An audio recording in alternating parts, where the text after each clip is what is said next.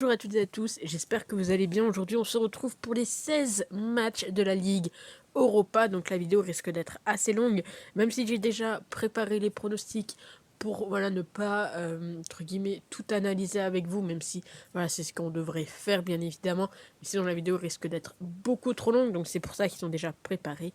La bonne nouvelle, c'est qu'hier logiquement vous avez été pas mal logiquement à encaisser avec moi, vu que on a fait du 7 sur 8. Encore une fois, vous le savez, je le dis à chaque vidéo, le but ce n'est pas de combiner tous les matchs, mais voilà, de prendre seulement quelques petits pronostics qui vous semblent intéressants. Aujourd'hui, on est sur la 3e journée de la Ligue Europa. Vous le savez que la Ligue Europa, la Ligue Conférence, est très compliqué à pronostiquer. Donc là, il y a les 16 matchs, mais bien évidemment, prenez uniquement les matchs qui, selon vous, ont le plus de chances de passer. Donc c'est parti, je vais pas montrer en combiné pour ne pas vous inciter à jouer en combiné, bien évidemment. Et on commence donc avec Omonia contre Manchester United. Là clairement, Omonia, ils sont derniers. United, donc ils avaient perdu contre la Real Sociedad. Donc là, ils doivent montrer un autre visage. Et je pense que ça peut passer par un petit match avec pas mal de buts. Donc je pars sur le plus de 2,5 buts. On enchaîne avec une équipe française qui est Monaco. Donc qui reçoit Trabzonspor. Ils sont dans le groupe H. Où pour l'instant, Monaco est troisième, donc suite à sa défaite contre Ferencváros, qui est actuellement leader du groupe. Donc Trabzonspor et Monaco ont également le même nombre de points. Là où c'est très intéressant, et c'est pour ça que je suis parti sur ce pronostic, c'est que Monaco est très souvent la première équipe à marquer un but. On est sur 7 matchs sur 8. Et du côté de leur adversaire du jour, on est sur du 4 sur 5 à encaisser le premier but. Alors la cote est à 1,44, mais pour moi c'est un des pronostics qu'il faut à tout prix tenter. C'est pour ça que je vais mettre un petit chiffre dedans pour que vous ayez un petit peu à la fin une idée de quel pronostic tenter ou non. On enchaîne avec Sturm Graz contre la Lazio. Sturm Graz qui sont actuellement derniers, en tout cas derniers au goal average parce qu'ils sont dans le groupe F et c'est le groupe qui est pour l'instant le plus serré. Toutes les équipes ont fait une victoire et toutes les équipes ont également fait une défaite. Donc la Lazio fait partie des équipes qui ont mis 5 buts mais qui ont également encaissé le plus de buts dans leur groupe. 7 buts encaissés, mais ils vont affronter aujourd'hui une équipe qui marque très peu. Sturm Graz seulement un petit but. Je pense qu'on est sur une très belle cote, une cote de la Lazio qui a 1,70. Donc je pense qu'on peut juste partir tranquillement là-dessus. On enchaîne avec le 4e match qui est Zurich contre le PSV Eindhoven. Alors Zurich, ils sont actuellement malheureusement dernier de leur groupe, 2 défaites d'affilée, mais le PSV ont également un match hors retard, celui contre Arsenal, donc on va pas forcément trop parler du PSV, même si pour moi ici ils sont favoris. Donc je suis parti sur le nul ou le PSV et le plus de 2,5 buts, à savoir que Zurich en ce moment, c'est compliqué pour eux également en championnat. On enchaîne avec Sheriff Tiraspol contre la Real Sociedad. Alors ici on a tenté un petit coup tout de même. Real Sociedad, donc ils sont actuellement premiers du groupe, 2 victoires. Une victoire donc contre Monaco, une victoire contre Omonia. Du côté de Sheriff Tiraspol, c'est une victoire contre Omonia 3-0 et une défaite contre Manchester United. Donc quand ils perdent, ils ne marquent pas. En tous les cas, on n'a pas très rarement les deux équipes qui marquent. C'est pour ça qu'ici, je suis encore une fois parti sur le fait que non, les deux équipes n'allaient pas marquer. On voit la Real Sociedad, malgré tout, ils ont quand même pris un but contre Omonia. C'est le seul but inscrit par Omonia. Et je pense qu'on peut également tenter quelque chose là-dessus. On passe au 5e ou 6e match, je ne sais plus, en tout cas l'Étoile Rouge qui reçoit Ferencváros qui est actuellement leader du groupe où il y a également Monaco. 2 victoires pour Ferencváros, une victoire contre Trabzonspor et donc une victoire contre Monaco. Ils jouent contre l'Étoile Rouge où clairement c'est trop compliqué pour eux. La Ligue Europa, j'ai l'impression. En tout cas, ils sont sur 2 matchs, 2 défaites. Alors c'est pas des grosses défaites, 2-1 contre Trabzonspor et donc 1-0 contre Monaco. Ici, je pars sur un petit pronostic mi-temps, à savoir le nul ou Ferencváros. Alors pourquoi ce pronostic? Je vais vous l'expliquer un petit peu plus en détail. Il faut savoir que très souvent du côté de Ferencváros en tout cas, eh bien il gagne très souvent à la mi-temps. Donc c'est pour ça que je suis parti sur ce pronostic. C'est coté à 1,52. Et ici également je vais mettre un petit chiffre parce que je pense que ça peut être un pronostic également beaucoup plus intéressant en tout cas, qui a un peu plus de chance, j'ai envie de dire, à de passer que les autres, même si bien évidemment, vu que je vous donne mes avis, c'est que pour moi, ils ont quand même une part de chance, bien évidemment, de passer. On continue avec Malmö contre l'Union Berlin. Alors, l'Union Berlin qui cartonne en championnat, mais qui, du côté de la Ligue Europa, c'est peut-être un niveau trop haut pour eux. En tout cas, ils font partie des équipes qui n'ont pas encore gagné, tout comme leur adversaire du jour qui est Malmö. Mais le problème, c'est que l'Union n'a pas encore inscrit de but. Mais je pense que cette fois-ci, il y a des chances pour que l'Union marque un petit but. C'est pour ça que je tente tout simplement le but des deux équipes, côté à 1,93. On continue avec Helsinki contre Ludo Carest. Et là, on est parti sur un pronostic qui est assez rare en soi, en tout cas peu de gens, j'ai l'impression, vous le proposent, et pourtant il y a des pronostics assez fous à tenter, mais voilà, les gens s'arrêtent très facilement au 1-2 ou au remboursé.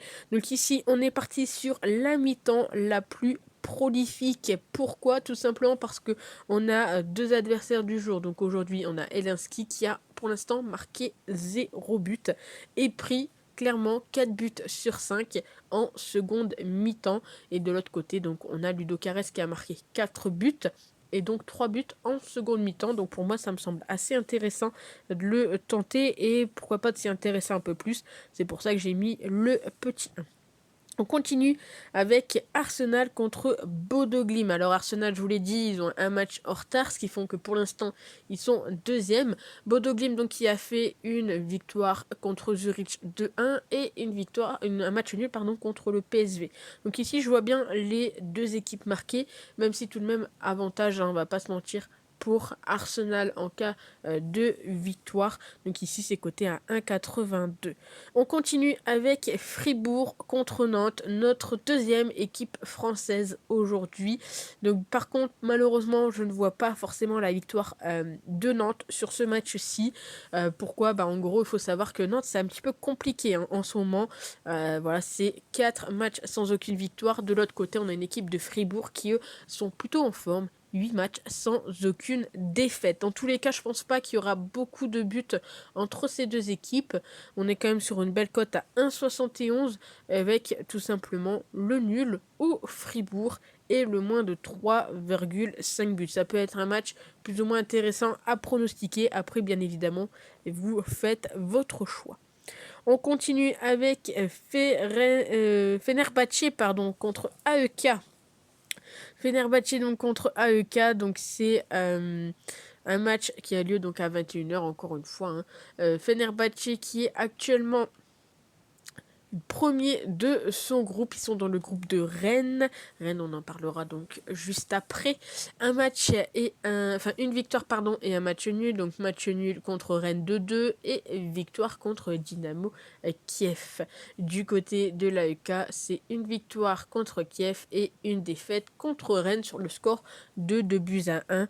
Ici, je pense que clairement, on peut avoir les deux équipes qui marquent et je me suis dit qu'on allait tenter quand même une cote un petit peu plus élevée pour ce petit match avec Fenerbahçe ou le match nul et le but des deux équipes, à savoir que Fenerbahçe est quand même sur 5 matchs sans aucune défaite. On passe au match suivant et c'est celui de Rennes contre Kiev. Alors ici, Rennes est donné largement favori, d'où la cote assez faible. C'est pour ça que j'ai été chercher une cote un petit peu plus intéressante, vu qu'en gros on avait le pronostic donc soit de la victoire de Rennes, mais la cote, comme je vous l'ai dit, est beaucoup trop basse à mon goût, soit tout simplement le fait que Rennes marque le premier but. Il faut savoir que sur les 5 derniers matchs de Rennes, Rennes a marqué le premier but. Sur les 7 derniers matchs de Dynamo Kiev, sur les 9 même derniers matchs de Dynamo Kiev, ils ont encaissé 7 fois le premier but. Donc la victoire de Rennes et Rennes marque le premier but, c'est coté à 1,48. Encore une fois ici, je pense qu'on peut potentiellement le tenter. Après, bien évidemment, à voir avec la compo, les absents, etc. On continue avec Braga contre l'Union Saint-Gilloise. Donc Braga, ils sont actuellement premiers, 2 victoires, 2 clean sheets.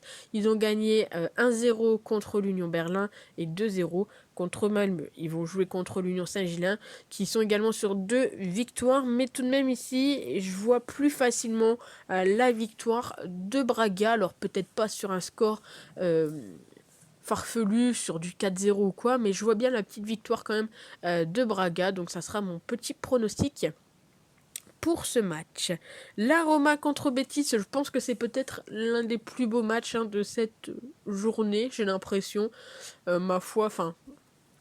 On a quand même Arsenal Bodo, mais je pense que en termes de grosses équipes, c'est clairement les 2 plus grosses équipes, je pense, avec, dans le même groupe, qui vont s'affronter. Donc ici, je vois bien les 2 petites équipes marquées. C'est coté à 1,78. Je trouve que c'est une belle petite cote. On sait que bon, la Roma, ils sont pour l'instant 3e, donc il faudrait qu'ils aillent chercher la victoire pour potentiellement passer devant Ludogorets, même si Ludogorets vont jouer contre AJK, donc contre Elinski, donc ça risque peut-être d'être plus avantageux pour Ludogorets, mais en tout cas, la Roma doit aller chercher quelque chose, et je les vois bien marquer, mais je vois également, bien évidemment, le Betis marquer. L'Olympiakos contre Karabakh, alors ici j'ai tenté un petit coup. Donc l'Olympiakos, ils sont pour l'instant dernier de leur groupe, c'est très compliqué. Karabakh est pour l'instant 2e, donc avec une victoire contre Nantes sur le score de 3-0. Ils avaient perdu 2-1 contre Fribourg. Et du côté donc de l'Olympiakos, c'est une défaite contre Nantes 2-1 et une défaite donc contre Fribourg 3-0.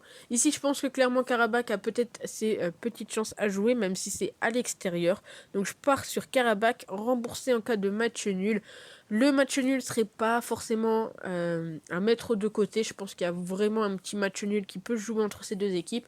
Mais voilà, on va quand même tenter une équipe. Et je me dis que Karabakh, pourquoi pas les tenter. Et on finit donc avec Midtjylland contre Feyenoord, un match qui je pense peut s'annoncer avec pas mal de petits buts. C'est dans le groupe F, on sait que le groupe F pour l'instant toutes les équipes sont à 3 points, sont à égalité.